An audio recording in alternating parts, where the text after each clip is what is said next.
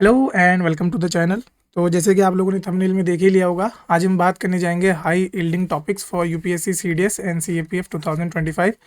अब देखिए, इस वाली वीडियो में आपको इम्पॉर्टेंटली क्या समझ आएंगे हम आपको। तो यहाँ पर सबसे पहले हम चेक करेंगे कि कौन कौन से इंपॉर्टेंट टॉपिक्स हैं इकोनॉमिक्स के, जो आप अगर ये वाला यूपीएससी सीडीएस का एग्ज़ाम या आप सीएपीएफ 2025 को अगर देख रहे हो तो उसमें कौन कौन से टॉपिक्स हैं जो आपको इम्पॉर्टेंटली कवर करके जाने ही जाने हैं। क्योंकि होता क्या है, जब आप बहुत ही मतलब एग्ज़ाम के क्लोज आते हो ना, तो सबसे ज़्यादा लोग सबसे ज़्यादा एंशियस हो जाते हैं कि कौन से टॉपिक हैं जो हमें करने ही करने हैं। क्योंकि ऑल्दो हम पढ़ रहे होते हैं, नो डाउट आपने पढ़ा है, पूरा पढ़ा है, बट उसके बावजूद भी कभी कभार बच्चों के अंदर वो कॉन्फिडेंस नहीं आता। वो एक सेल्फ डाउट बार बार अराइज होता है कि कौन से ऐसे टॉपिक्स हैं यार जो एटलीस्ट हमें करने ही करने हैं। तो उन्हीं सब डाउट्स, उन्हीं सब एंजाइटी या वही सब चीज़ों को ख़त्म करने के लिए हम आपके लिए कुछ इंपॉर्टेंट टॉपिक्स ढूंढ के लाए हैं, जिनमें से अगर आप इन सब टॉपिक्स को कवर करके जाते हो तो एज यूजुअल आपके 10 to 12 मार्क्स आपको एक्स्ट्रा मिलेंगे। मतलब अगर आप 4 से 5 क्वेश्चन सही कर देते हो और वो 4 से 5 क्वेश्चन इन टॉपिक से आ गए, तो आपको देखिए कितना ज़्यादा एज मिल जाएगा। तो आई होप ये वीडियो आपके लिए बहुत ज़्यादा इंपॉर्टेंट होने वाली है। और अगर आपको ऐसे ही और इम्पॉर्टेंट टॉपिक्स देखने हैं तो आप हमारे टेलीग्राम चैनल को ज्वाइन कर सकते हैं, जिसका कि नाम है एस CDS और एफ कैट। आप टेलीग्राम में सर्च मारिए एस CDS नाम से, आपको हमारा टेलीग्राम चैनल मिल जाएगा। उस पर हम डेली आप लोगों के लिए कुछ क्विजेज अरेंज करते हैं, कुछ इंपॉर्टेंट टॉपिक्स हम आपके लिए लेके आते हैं, या नया कोई भी अनाउंसमेंट होता है किसी भी वीडियो के रिगार्डिंग, वो हम आपको वहीं पर दे देंगे। तो उस चैनल का लिंक, उस टेलीग्राम चैनल का लिंक हम आपको डिस्क्रिप्शन बॉक्स में दे देंगे, तो आप वहाँ से जाके उसको ज्वाइन कर सकते हैं। फिर देख लेते हैं, सबसे पहले इकोनॉमिक्स के 2 सेक्शन होते हैं। सबसे पहला तो आपका माइक्रो इकोनॉमिक्स का सेक्शन होता है और दूसरा आपका सेक्शन होता है मैक्रो इकोनॉमिक्स का। देखिए, मैक्रो इकोनॉमिक्स के बारे में तो लगभग लगभग सभी लोग जानते होंगे, बट माइक्रो भी आपके एग्जाम में बहुत ज़्यादा आती है। इसके कुछ इंपॉर्टेंट टॉपिक्स हैं, आपको ज़्यादा नहीं पढ़ना होता माइक्रो। इसमें से आपको थोड़े से ही टॉपिक कवर करने हैं, बट वो भी बहुत इंपॉर्टेंट है और रिपीटेटिवली एग्जाम में आए हैं। क्लियर। तो सबसे पहला होता है डिमांड एंड सप्लाई का एनालिसिस। तो यहाँ पर आपको सबसे इंपॉर्टेंट है जो एक लॉ याद रखना है, that is law of demand and supply. अब देखिए होता क्या है, ये जो law of demand and supply है, ये बेसिकली किस बारे में बात करता है कि कैसे किसी भी प्रोडक्ट की जो कॉस्ट होती है वो ऊपर नीचे जाती है। तो इसके प्रोडक्ट के कॉस्ट को ऊपर नीचे जाने में दो ही फैक्टर काम करते हैं, एक होता है आपका डिमांड और दूसरी होती है सप्लाई। अगर आपको इकोनॉमिक्स पूरे अच्छे से पढ़ने हैं तो हमारे चैनल पे ऑलरेडी इकोनॉमिक्स के डिटेल लेक्चर डले हुए हैं, आप उनको भी जाके देख सकते हैं। फिर यहाँ पर आपको देखना है इलास्टिसिटी। इलास्टिसिटी क्या होती है, किसी भी प्रोडक्ट का जो प्राइस है उसमें कितना चेंज आ सकता है with the change in demand, with the change in supply. तो यहाँ पर आपको प्राइस इलास्टिसिटी देखनी है, इनकम इलास्टिसिटी देखनी है और क्रॉस क्रॉस इलास्टिसिटी, जिसमें हम इन दोनों के कॉम्बिनेशन की बात करते हैं। इलास्टिसिटी सिंपली आप इसको ऐसे भी समझ सकते हैं कि कोई भी चीज़ कितना ज़्यादा रिजिलियंस शो कर पा रही है, कि अगर डिमांड में बहुत ज़्यादा चेंज आ रहा है उसके बाद भी उसके प्राइसेस में चेंज नहीं आ रहा, तो इसका मतलब वो क्या है, इनइलास्टिक है।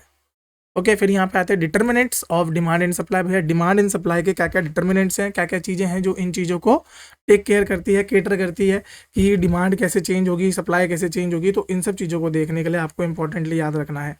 फिर उसके बाद हम देखते हैं कंज्यूमर बिहेवियर, यूटिलिटी एनालिसिस। यहाँ पर आपको दो चीज़ें देखनी है, total and marginal utility. Utility का मतलब होता है कि कोई भी जो प्रोडक्ट है वो कितना ज़्यादा आपके लिए यूज़फुल हो पा रहा है, यानी कि ओवरऑल इन टोटल। और मार्जिनली, मार्जिनली की जब हम बात करते हैं तो हम बात करते हैं एक सिंगल एंटिटी की, और जब हम टोटल की बात करते हैं तो हम ओवरऑल गुड्स की बात करते हैं।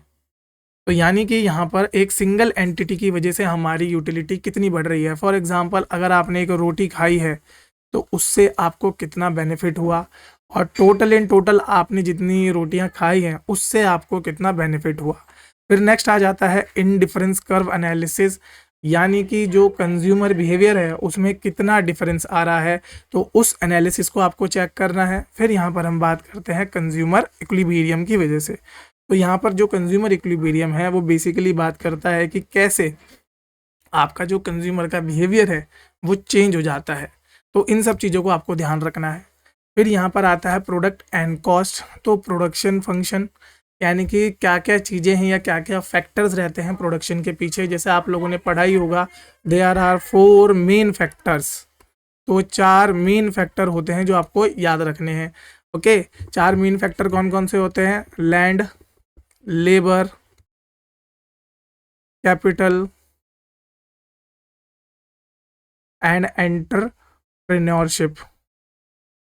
ठीक है, तो ये 4 चीज़ें होती है जो भी आपके प्रोडक्शन में काम आती है, तो आपको वो भी चेक करना है। फिर लॉ ऑफ वेरिएबल प्रोपोर्शन, भैया अलग अलग प्रोपोर्शन में किस तरीके से लॉ को हम यूज़ कर सकते हैं।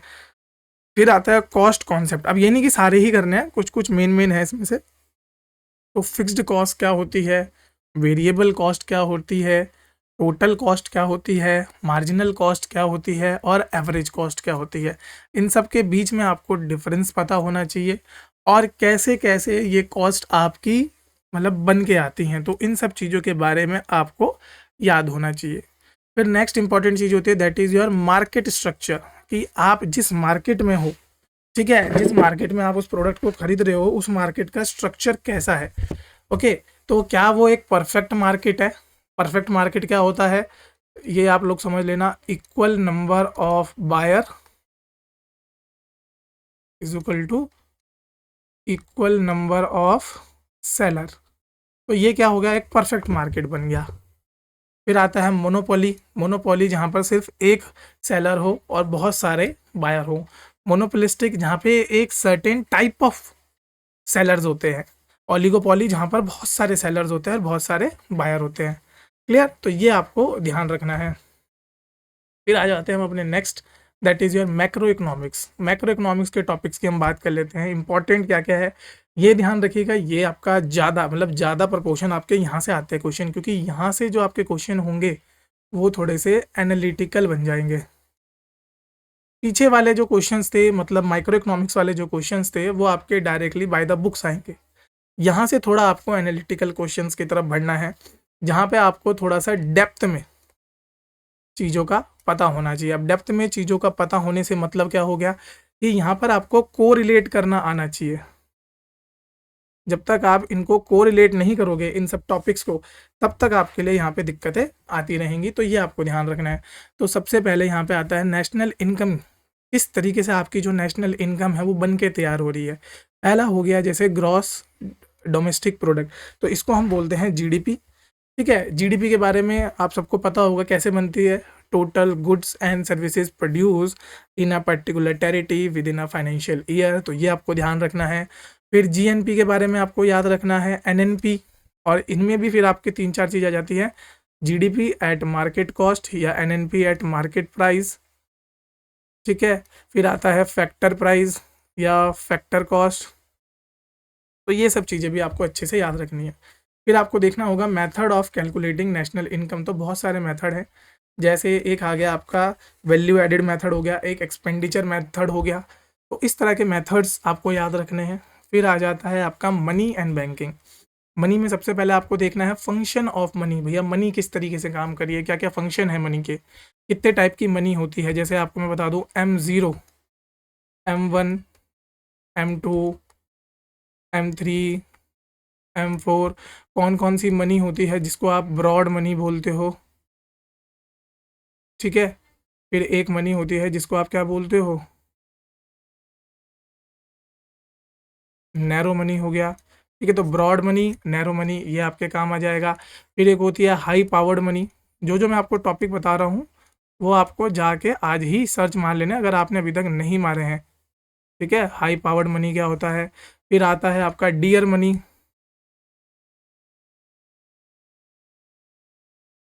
ठीक है, ऐसे ही एक और आती है आपकी हेलीकॉप्टर मनी। ये ऐसे ऐसे टर्म हैं जो आपको इकोनॉमिक्स पढ़ते टाइम बहुत ही अमेज करेंगे और आपको पढ़ने होंगे। फिर आता है मनी सप्लाई, कि मनी का सप्लाई कैसे हो रहा है।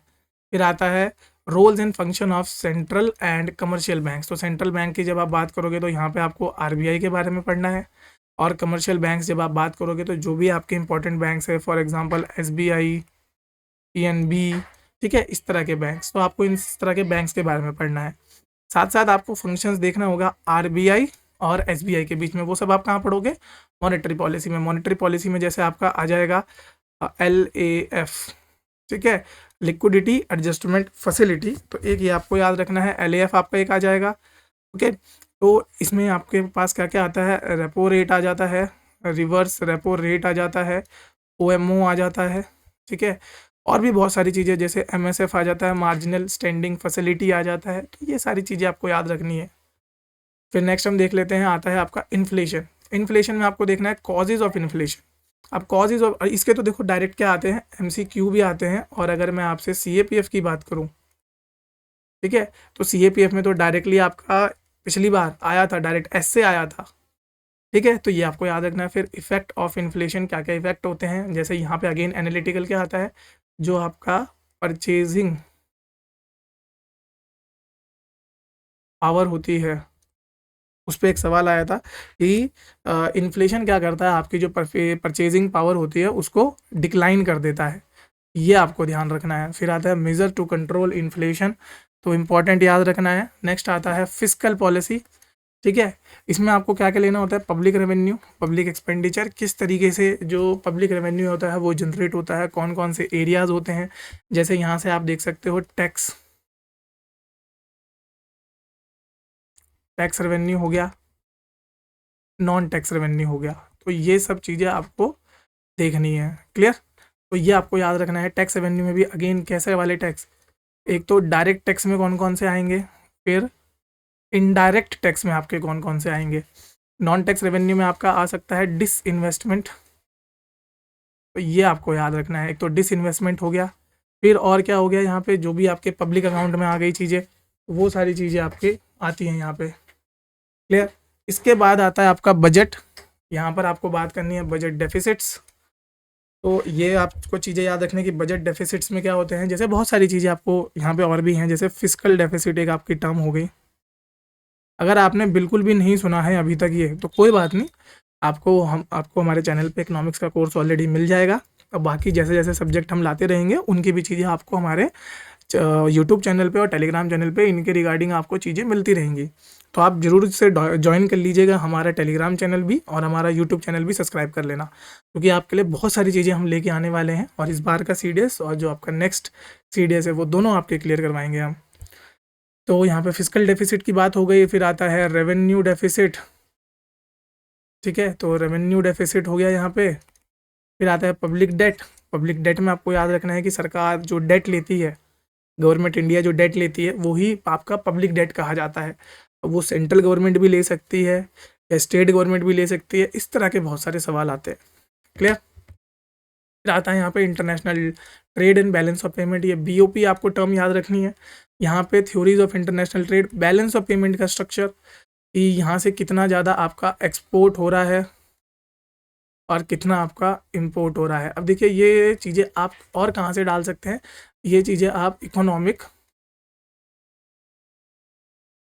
सर्वे से डाल सकते हैं। अब मैं आपको रिकमेंड तो नहीं करूँगा कि आप पूरा इकोनॉमिक सर्वे पढ़िए, हाँ वह उसमें से जो भी इंपॉर्टेंट पॉइंट्स होते हैं वो हम आपको ऑलरेडी लेक्चर्स में करवा देते हैं, ठीक है। तो आपको इतना ज़्यादा टेंशन लेने की या दिक्कत लेने की ज़रूरत नहीं कि मुझे तो और सर ने एक्स्ट्रा बता दिया, नहीं, एक्स्ट्रा कुछ नहीं पढ़ना, वही सब डेटा आपको मिल जाएगा। वो सब डेटा हम अपने रेगुलर अपने टेलीग्राम चैनल पे भी डालते रहते हैं और यूट्यूब चैनल पे भी डालते रहते हैं। तो एक्सपोर्ट और इम्पोर्ट का आपको बैलेंस देखना है। इंडिया का एक्सचेंज रेट मैकेनिज्म, जैसे यहाँ पर आपका करंट अकाउंट कन्वर्टेबिलिटी,